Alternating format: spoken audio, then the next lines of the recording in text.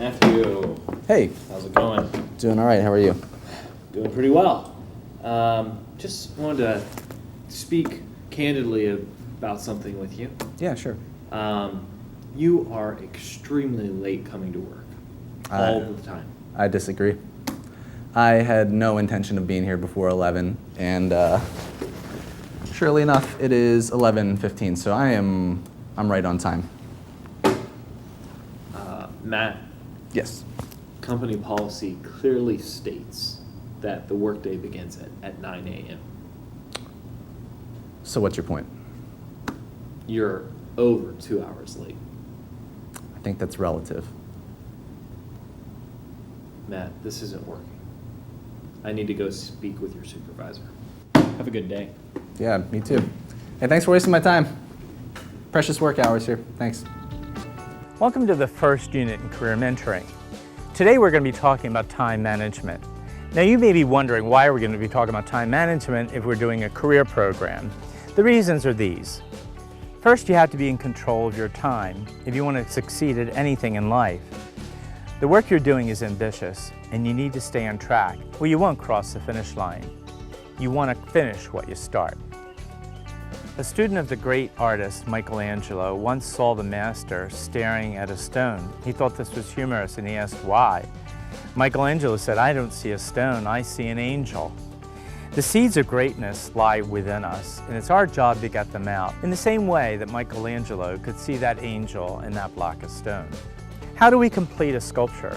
Well, it's one chip at a time. What are those chips when we talk about time management? What are the individual tasks that you're going to be doing? For example, interviewing mentors, writing a resume, and so on. I can guarantee you that this skill, time management, is one of the most important that you'll ever need to know. You need to look at time as a continuum and be able to separate the pieces and parts to finish your goal. How do we break down our time? How do we categorize it? In order to begin an ambitious project, we need to break it down into parts and then measure those parts over a period of time. Many of the things we do will not stand on their own. One thing depends upon another. Unless you complete one, the next domino won't fall. Steve Covey asked 3 questions. Where am I going? How am I going to get there? And how do I know when I've gotten there? We need to finish what we start. You may be the most talented person in the world, but if you never cross the finish line, who's going to care? A good way to start to break down your work is to apply the 5 W's. Who, what, where, why, when, and some people include how. There are many approaches to time management, but the one thing that they all have in common is the ability to understand what's important. So let me ask you a question. What are the things that you're doing today that could get in the way of successfully completing this program? But I would say my studying skills, my work ethic, time management have all significantly gone up from high school. I do a good job of getting to a quiet place and sitting down and doing my work, and that's in great thanks to my dad and just helping me understand how to manage time and how to do those types of things. I'd like to go back to the thought I mentioned earlier about what does a successful person look like? And I'll tell you from the beginning of time, and this is irrespective of technology, money, opportunity, successful people do the right things. And they've been doing that since the beginning of time. Now we've talked about 2 aspects of time management. One is the big picture, that's planning, and the other is how you operate day to day. Stephen Covey came up with a very useful matrix to help you think through this. Covey breaks down our daily activities into 4 quadrants. Urgent and important, urgent, not important, not urgent and important, and not urgent and not important. Now what in the world does that mean? Let me give you some examples. Urgent and important. These are the things we have to do. You know, a baby cries or you have a flat tire. Urgent, but not important. These are things like the phone calls and the interruptions that we get. Not urgent, but important. Now this is really where you should be spending the majority of your time. These are the activities that really are important, but because they're so large and hard to get started, we often delay them. These are things like you're doing now, your vocational mentoring planning, going on a diet, practicing your sports. Not urgent and not important.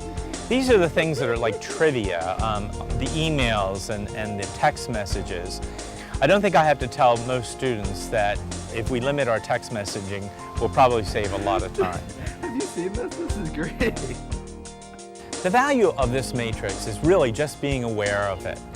Now, the way I would plan my day in a perfect world is I would spend 75% of my time in the quadrant that's important but not urgent. And I would have 10% in the others. But of course, life is difficult and it doesn't always work that way. Here's a good homework assignment for you.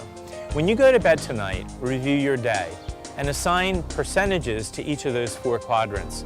How much time did you spend in the quadrant that was important versus not important? Let's summarize what we have learned. We have started our class with this unit about time management. Why is this an integral part of the curriculum? The answer is simple. If you cannot visualize the finish line, you will never cross it. If you cannot manage your time, it is very unlikely that you will be able to accomplish your goal. How do we manage our time? Start with the end in mind, so that you can get a clear picture of what the end goal looks like. Once you understand this, break it down into its component parts. You may need some help, so use the 5 W's. Who, what, where, when, why, and how. You need to measure your progress, or you will lose sight of the goal. Lastly, you will need to prioritize your time each day so that you devote your best time to the things that will return the most benefit. Good luck!